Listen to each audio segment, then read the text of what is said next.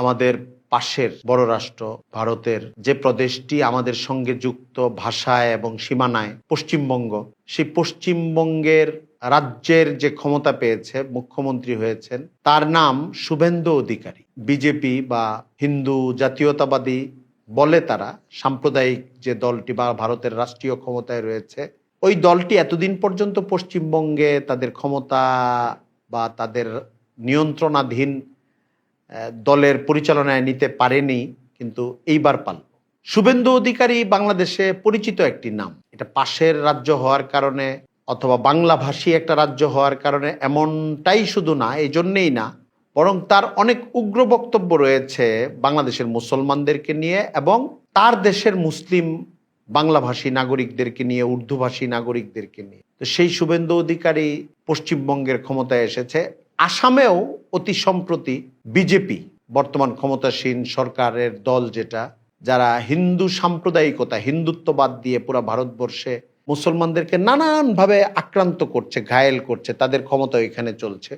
ওখানেও ভয়ঙ্কর ভয়ঙ্কর পদক্ষেপ এবং বক্তব্য পরিচালিত করা হচ্ছে, আমরা গণমাধ্যমে সেগুলো দেখছি। অনেকেই প্রশ্ন করছেন যে এগুলো বাংলাদেশের সামনের দিনগুলো বাংলাদেশের জন্য সংকটাপন্ন পরিস্থিতি তৈরি হয় কিনা, ওই সব দেশগুলোতে বা ওই সব প্রদেশগুলোতে ভারতের মুসলমানদের জীবন আরো কঠিন হয়ে ওঠে কিনা এবং এটার জের আমাদের দিকেও আসতে শুরু করে কিনা নানাভাবে। তো পর্যবেক্ষকরা কয়েক রকমের মত ব্যক্ত করেছেন, আমি যতটুকু দেখেছি বিভিন্ন গণমাধ্যমে।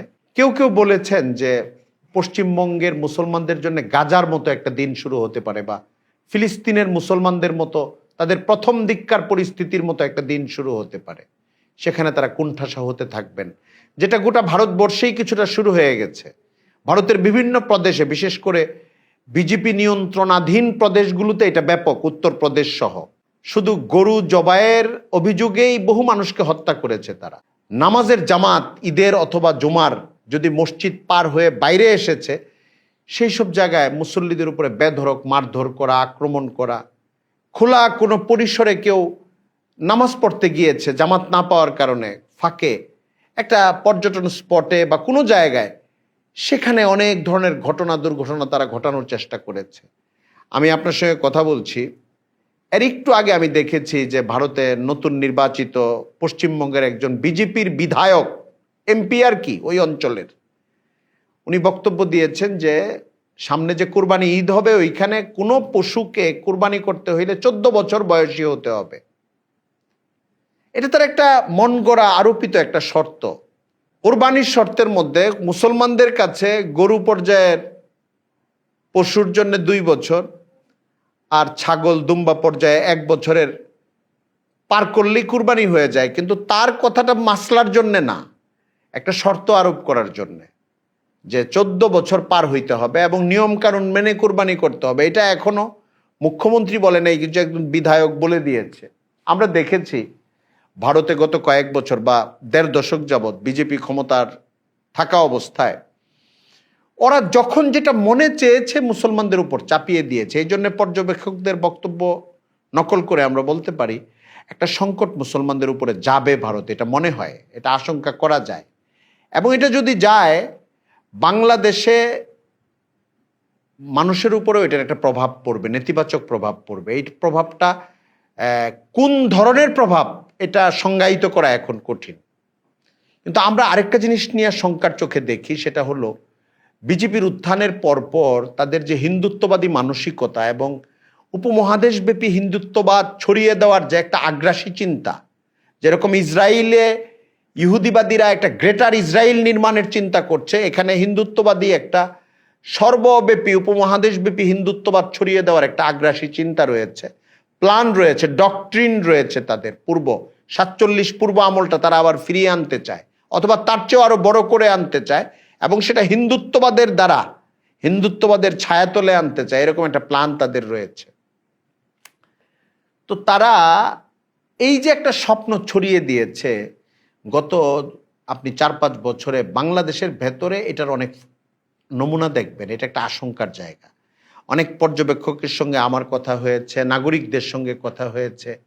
ইসকনের উত্থান এবং আরো বিভিন্ন হিন্দুত্ববাদী সংগঠনের নীরবে বাংলাদেশের ভেতরে যে উত্থান ঘটছে, এদের মধ্যে এক ধরনের উগ্রতার আচার আচরণ লক্ষ্য করা যায়। বিভিন্ন বিক্ষোভ, মিছিল, কথায় বার্তায়, নারী পুরুষের সম্পর্কের ক্ষেত্রে বিভিন্ন জায়গায় এই ধরনের ঘটনা ঘটে।